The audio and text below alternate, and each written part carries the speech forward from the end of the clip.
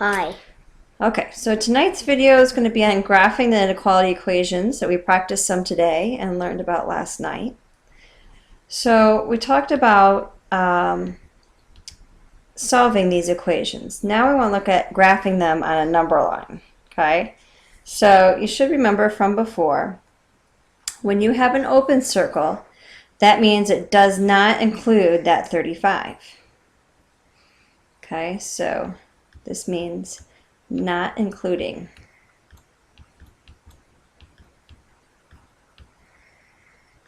So the opposite would be true for when you have a closed or filled, it's called a closed circle, or a filled in circle. That means it includes 35.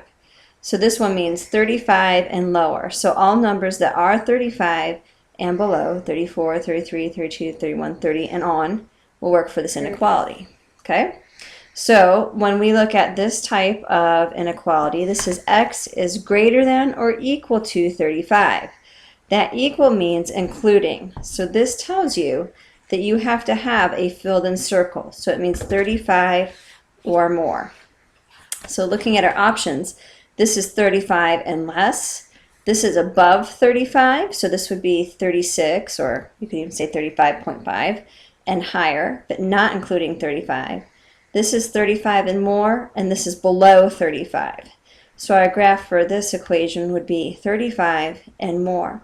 So you could try it too. If I take my 40 and I put it in here, would that be true? Is 40 greater than or equal to 35? And you should say yes. And I can even put the 35 in there. Is 35 greater than or equal to 35? And I would say, yeah, that's true. So this one works. So let's look at a couple more examples. This one says x is less than 45. So if I were to draw this, it says less than, not including 45. So I have to put an open circle at 45. And less means below. So I would just do an open circle and draw an arrow down this way. And it kind of, if the variable is always on the left side, it kind of looks like it's pointing to the left. And that's how you kind of know you're going the right direction. Or you could take a number and plug it in. If I put in 40 in here, 40 is less than 45, so that works. Okay. Here we have x is greater than 25 and equal to 25.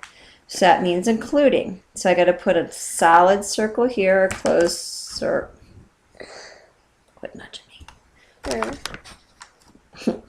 Closed circle here. And then it says greater than. Well, these numbers are greater than 25, so I can just do a line that way. And it kind of looks like it's pointing that way.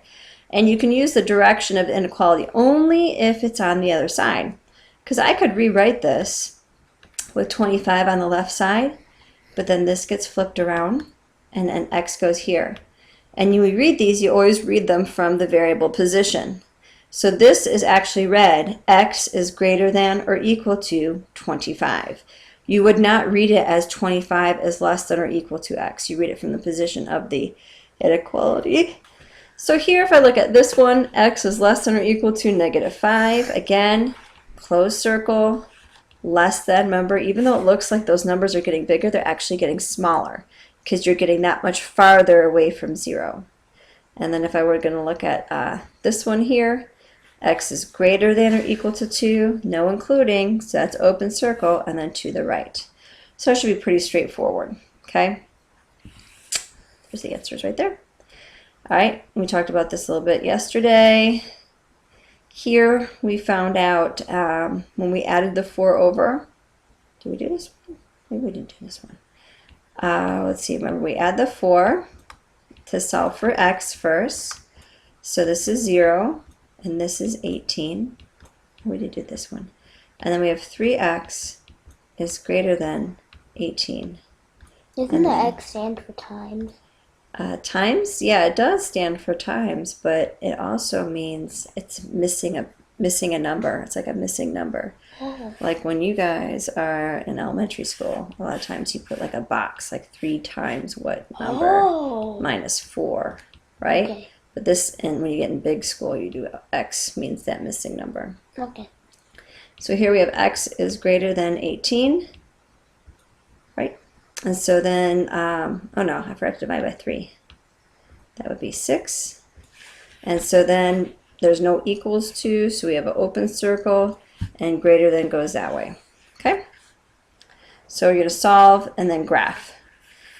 And then don't forget when you multiply or divide by that negative number, it switches that sign around. Okay? So yesterday we did these in our notes, so hopefully you kept your notes.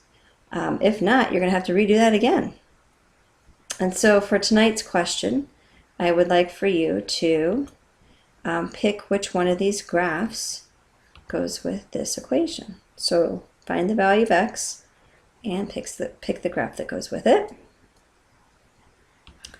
Then you also had this question last night. So again, you need to find the value of v.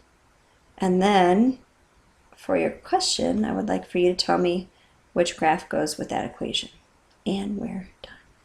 Say good night. Good night.